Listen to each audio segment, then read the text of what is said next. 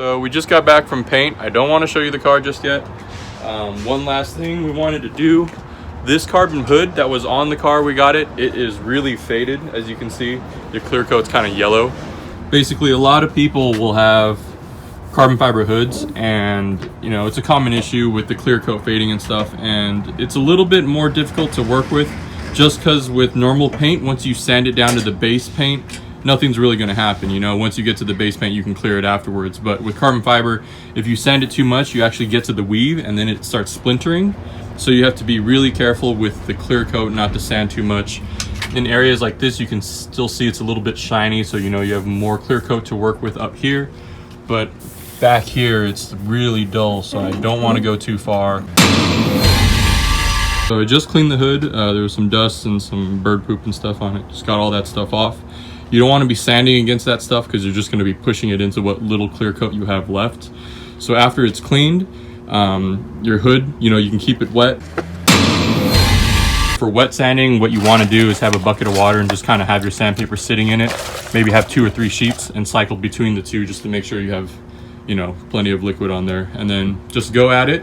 And what you want to end up with is just consistent dull finish all the way through. You don't want to go too far, but it just wants to look kind of dull. And mainly you're looking for consistency because that's how the paint's going to stick. So after you're done sanding, what you want to do is kind of just splash some water on there.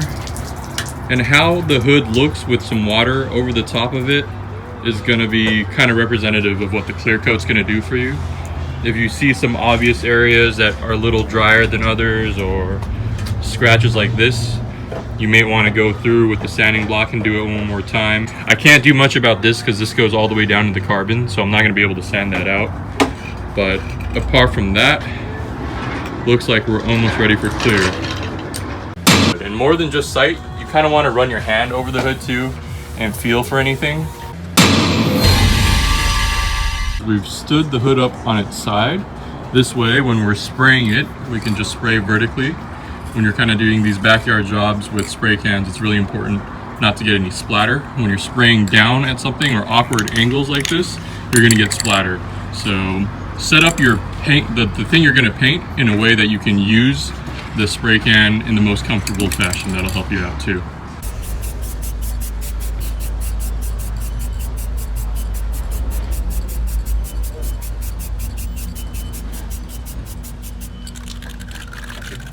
This is after 4 cans.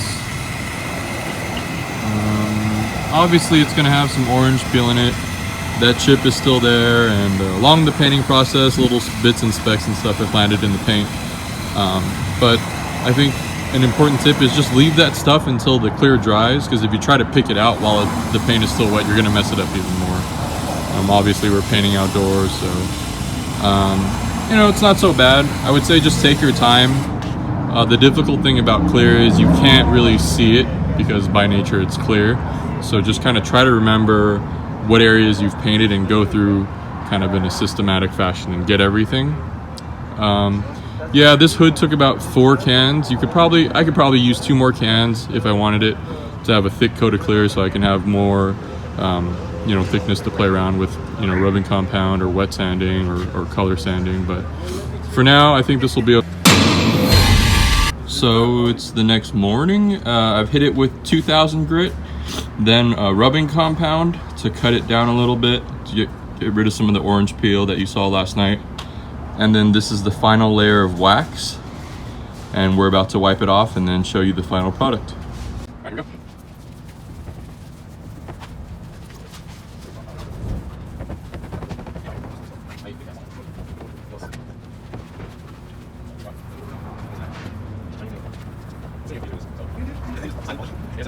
So there it is, the finished product. It's been a couple days. It's a little dirty, but looks pretty good. Never saw this hood when it was new, but I'd imagine it looks something like this. I'll just go over the steps one more time for you guys. So the first step, again, clean it. Use a good degreaser. Get everything off the hood. 2, sand it. Use 600 grit, 700 grit, 500 grit. Depends how much clear coat you have left. 3, shoot your clear. Use about 6 cans. We used 4, but I could have used 2 more, you know, just for extra clear coat.